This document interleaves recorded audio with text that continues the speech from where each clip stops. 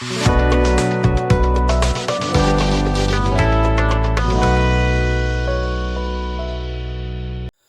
students, last video আমি অনুশীলনী 4.3 ৰ 2 লৈকে কৰিলো আজি আমি 3 ৰ পৰা কৰিম 3 ৰ 3 নম্বৰটো কি লিখা আছে 2/3x square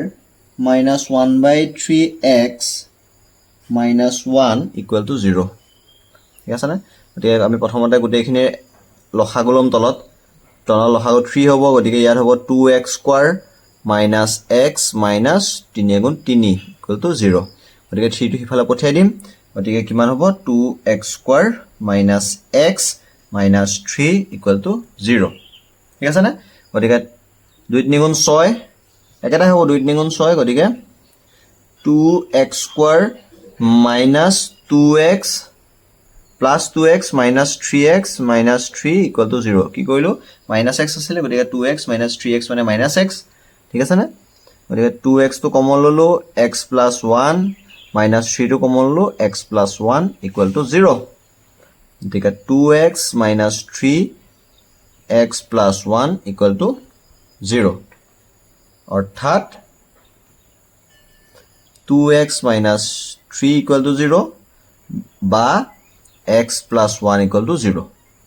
গতিকে x is equal to 3/2 বা x is equal to minus 1 এটাকে মূল দুটা হোল minus 1 আৰু 3/2 কিবা টান পাইছে আনো একো টান নহয় একে গোটেইখিনি একে ডিজাইনৰ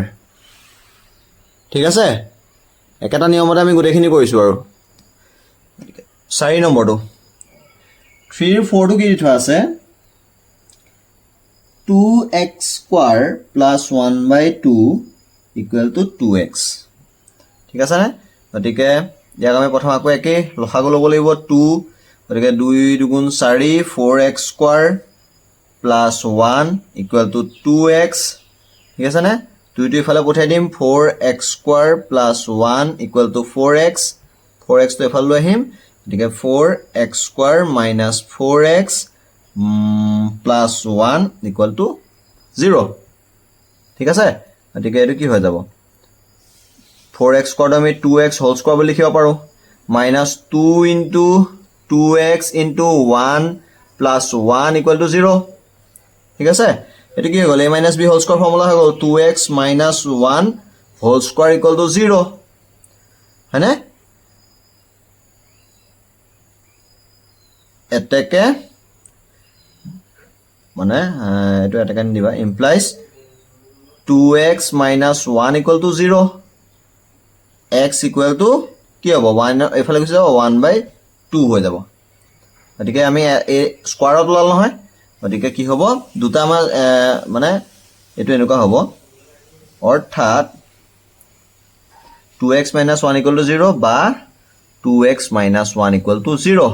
implies x is equal to 1/2 মানে দুটা আছে ন 2x minus 1 equal whole square দুটা আছে গতিকে 2x minus 1 equal to 0 আৰু বা 2x minus 1 equal to 0 এটাকে মূল দুটা হ'ব 1/2 আৰু 1/2 বুজি পালা নহয় বুজি পাইছা ঠিক আছে 5 নম্বৰটো চোৱা 5 নম্বৰটো কি আছে এটা ইজি আছে x plus 1/x equal to 2 গতিকে implies এটো হে এক নম্বৰটো নিচিনা খালি মাইনাস দিলে ইয়াত প্লাস আছে x লসাগু ললো x square plus 1 equal to 2 হৈ গ'ল x square plus 1 equal to 2x x square minus 2x plus 1 equal to 0 গতিকে x square minus x plus 1 equal to 0 হৈ গ'ল x কমন ললে x minus 1 কমন ললে x minus 1 equal to 0 ঠিক আছে গতিকে x minus 1 into x minus 1 equal to 0 মানে x ৰ মানটো কি হ'ব 1 1 হ'ব ডাইৰেক্ট লিখি দিয়া এটাকে মূল দুটা হ'ব 1 আৰু 1 এটো বুজি পালা এটো একেবাৰে ইজি নাইবা এটো আমি ডাইৰেক্ট ফৰ্মুলাটো কৰিব পাৰো x স্কয়াৰ minus 2 মানে a minus b whole square ফৰ্মুলাটো হ'ব মানে x minus 1 into x minus 1 মানে x minus 1 হোল স্কয়াৰ এটো ফৰ্মুলাটো হ'ব পাৰে এনেকৈ কৰিলেও হ'ব বুজি পাইছা 6 নম্বৰটো কি দি থোৱা আছে 5x minus 6 divided by 4x minus 1 equal to 2x plus 3 divided by 3x plus 2 গতিকে এটা আমি কি কৰিম ক্ৰছ মাল্টিপ্লিকেশ্যন কৰিম এটো মাল্টিপ্লাই কৰিম 4x minus 1 into 2x plus 3 equal to 3x plus 2 into 5x minus 6 বুজি পালা নে কি কইলো ক্ৰছ মাল্টিপ্লিকেশ্যন কৰিলো এটো মাল্টিপ্লাই কৰিলো এটো মাল্টিপ্লাই কৰিলো ঠিক আছে গতিকে এটো প্ৰথম আমি সিম্পলিফাই কৰো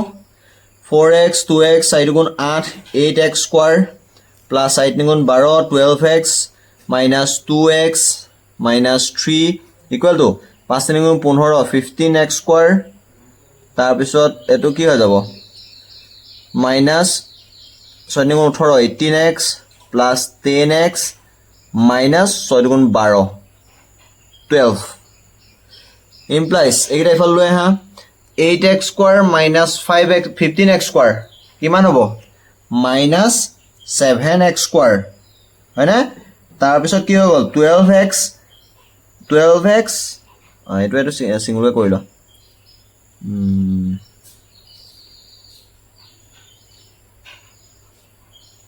কোনা এৰ কৰি দিয়া নালাগে ৰবা 8x স্কয়াৰ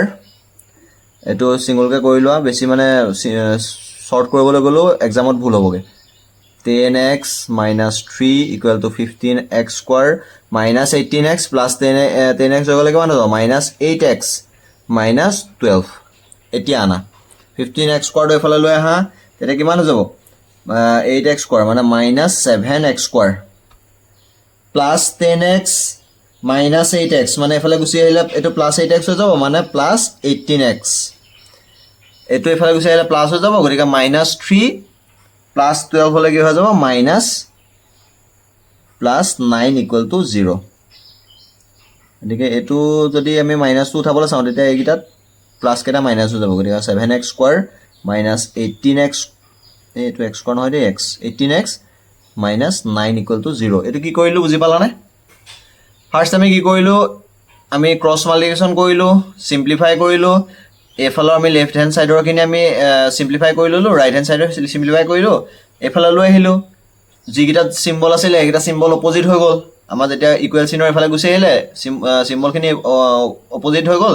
হৈ পেলা আমি ক্যালকুলেশন কৰি আমি এটো পালো -7x square plus 18x plus 9 equal to 0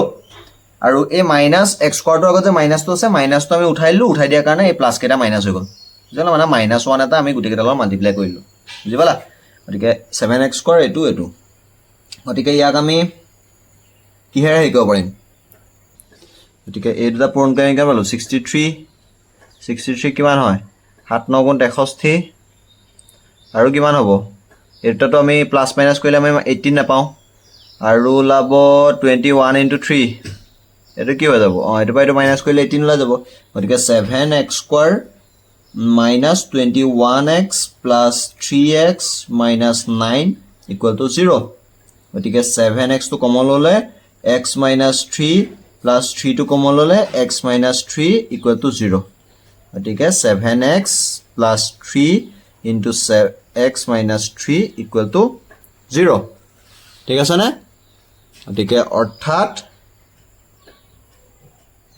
7x plus 3 equal to 0 বা x minus 3 equal to 0 implies x equal to কিমান হৈ যাব -3/7 বা x equal to 3 ঠিক আছে না এটাকে মূলবোৰ হ'ব কি হ'ব 3 আৰু -3/7 ঠিক আছে না বুজি পাইছা কেনে কৰিব লাগিব এইবিলাক গতিকে এনেকুৱা ধৰণৰ প্ৰশ্ন কিন্তু পৰীক্ষাত আহিব দেই এনেকুৱাবিলাক নিজে ট্ৰাই কৰিবা বাকি আজিলে হ'ব আজি আমি 3ৰ 6লৈকে আমি কমপ্লিট কৰিলোঁ বাকী পিছৰখিনি আৰু পিছৰ নেক্সট ভিডিঅ'ত আমি ডিছকাছ কৰিম